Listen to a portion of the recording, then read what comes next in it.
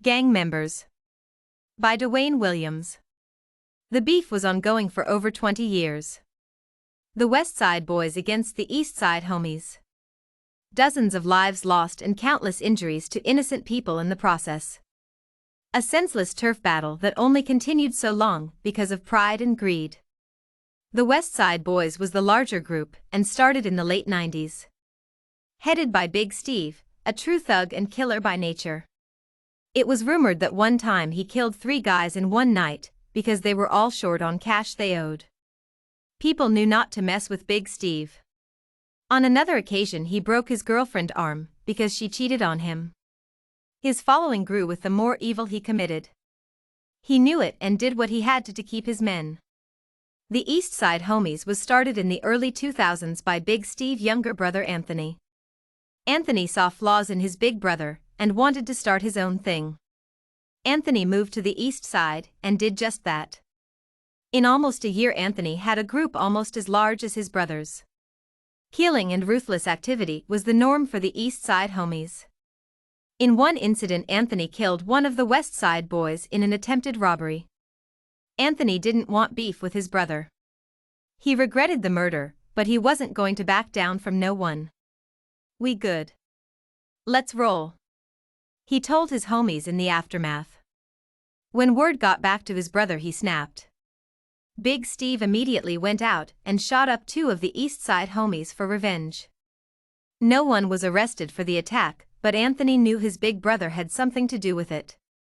The killing went on and on for years before the 2 brothers agreed to meet and talk it out.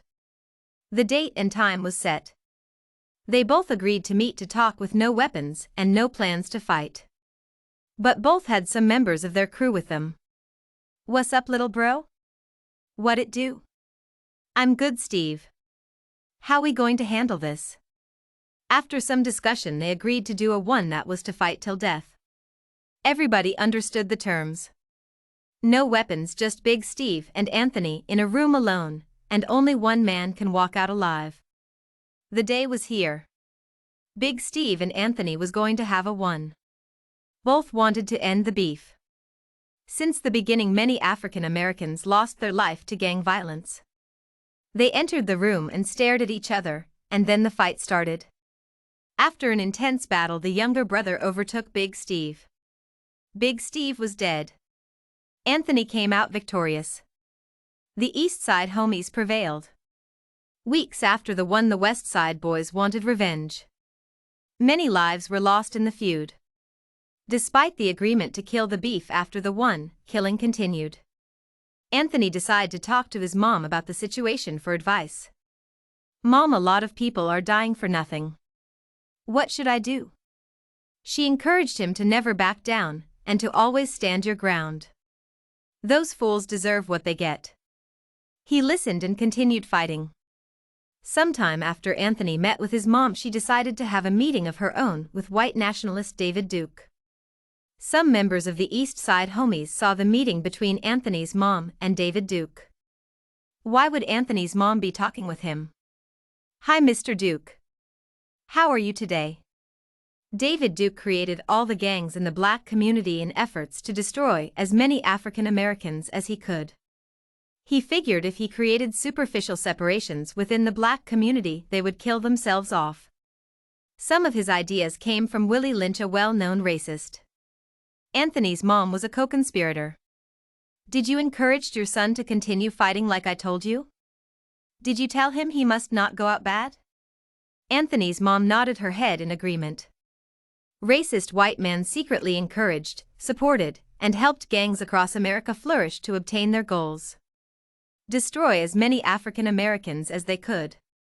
Blacks were complicit in the name of "I'm not no punk, I got to represent my hood, and ain't nobody in these streets going to mess with me." Senseless black-on-black violence has been sky-high since gang creation, including Big Steve and the West Side Boys. Anthony on his mom's advice almost completely wiped out the West Side Boys. With an average of 2 killings a week. Young Tony, a member of the West Side Boys, saw the weakness of his crew and decided to start another group. He would call them the Big Dogs. Their whole mission would be to get Anthony back for what he did to their friends in the West Side Boys. Young Tony teamed up with another group to strengthen his new crew. Months later, the East Side homies were out the picture. Hundreds of African Americans' lives gone over group violence. Anthony right-hand man J-Rock wasn't going down without a fight. After Anthony's death, J-Rock started a new gang called the Loyal Buddies. They did beef with the big dogs for years. This continued for years to come. On the other side of town there was a rally held by white nationalists. Thousands were in attendance to hear the speech. The keynote speaker shouted, "We are in a good place now in this country. We could be better, yes indeed, but we are in a good place, and we must be thankful for that. Let me tell you why. Whites will rule America forever." The crowd cheered loudly as he spoke. He continued, "We will rule forever because we are smarter and better than any race on the planet, and that's a fact. Our enemies, especially the blacks, is diminishing for many reasons. The three more important reasons is because of high incarceration, disease, and gang violence. Let's give a salute to white American."